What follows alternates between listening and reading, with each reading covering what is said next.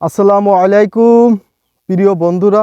সবুজ নামে একটি ভাই আমাকে প্রশ্ন করেছে যে ভাইটি দীর্ঘদিন যাবৎ তার প্রেমিকার সাথে রিলেশন ছিল, প্রায় 2 বছর মতো। হঠাৎ করে কী যেন একটু সমস্যার কারণে দুজনের সম্পর্ক বিচ্ছেদ হয়েছে। এখন সবুজ ভাই আমাকে প্রশ্ন করেছেন, ভাই এখন আমি খুব টেনশনে আছি, ডিপ্রেশনে আছি, সারাক্ষণ আমার সেই মেয়ের কথা মনে পড়ে, আমি খুবই কষ্টে আছি, মনে হচ্ছে আমি নিজে সুইসাইড করি। সেই বিষয় নিয়ে ভাই একটি আমার কাছে প্রশ্ন করেছেন, কিভাবে আমি এই ডিপ্রেশন থেকে, এই দুশ্চিন্তা থেকে আমি মুক্তি পেতে পারি। প্রিয় ভাই সবুজ, আপনার জন্য আমি সামান্য দু একটা কথা বলবো। ইনশাল্লাহ আমার কথাগুলো আপনাকে খুবই মূল্যায়ন দেবে।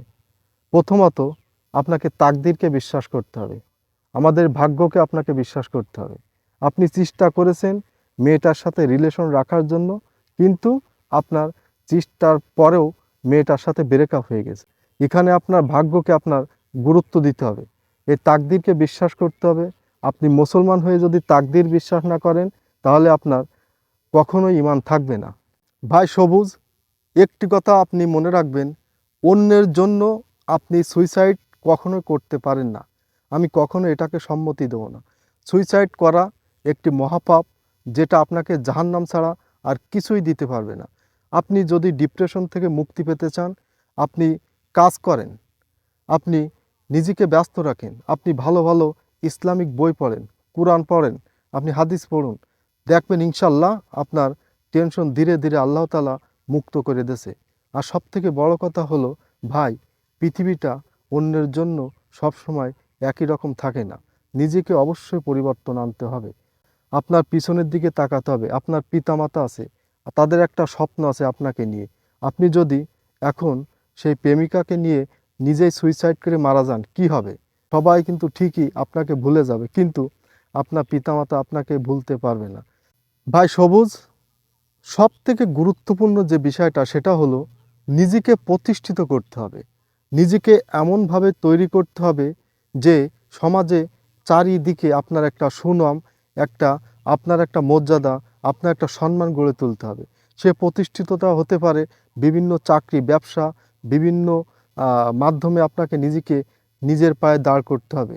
বিশেষ করে আপনাকে সব সময় চিন্তা করতে হবে ফিউচার নিয়ে, আপনাকে সামনের দিকে এগোতে হবে। আর বিশেষ করে আপনাকে 5 ওয়াক্ত নামাজ পড়তে হবে।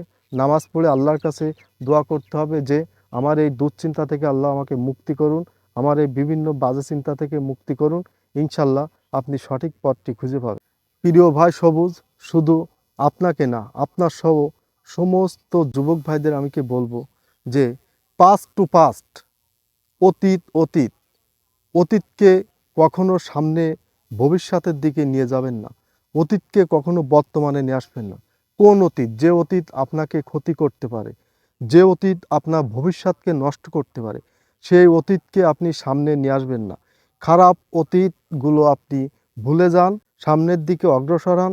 ইনশাল্লাহ সমস্ত ডিপ্রেশন থেকে আল্লাহ আপনাকে মুক্তি দিয়ে সামনে একটি ব্রাইট ফিউচার আপনার জন্য আল্লাহ পাক দান করবে।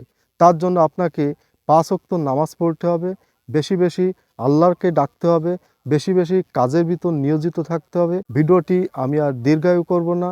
যদি আমার এই ভিডিওটি আপনাদের ভালো লেগে থাকে, সবুজ ভাই, আমার এই সামান্য ব্রেন দিয়ে যদি আপনাকে একটু হলেও আমি ডিপ্রেশন থেকে হালকা করতে পারি, তাহলে আমার জন্য দোয়া করবেন। আর যাদের এই ভিডিওটি অবশ্যই অবশ্যই ভালো লাগবে, একটি করে কমেন্ট করবেন। প্রিয় ভাই বোনেরা, এই ভিডিওটি আপনারা শেয়ার করে দেবেন এবং কমেন্টে আপনারা আপনাদের মন্তব্য ইনশাল্লাহ আমাকে জানাবেন। কোনো প্রশ্ন থাকলে কমেন্টে বলবেন। ইনশাল্লাহ পরবর্তী ভিডিও হতে পারে আপনার কমেন্টের উপর ভিত্তি করে। ভিডিওটি এখানেই শেষ করব। সবাই ভালো থাকবেন। ধন্যবাদ। আল্লাহ হাফেজ।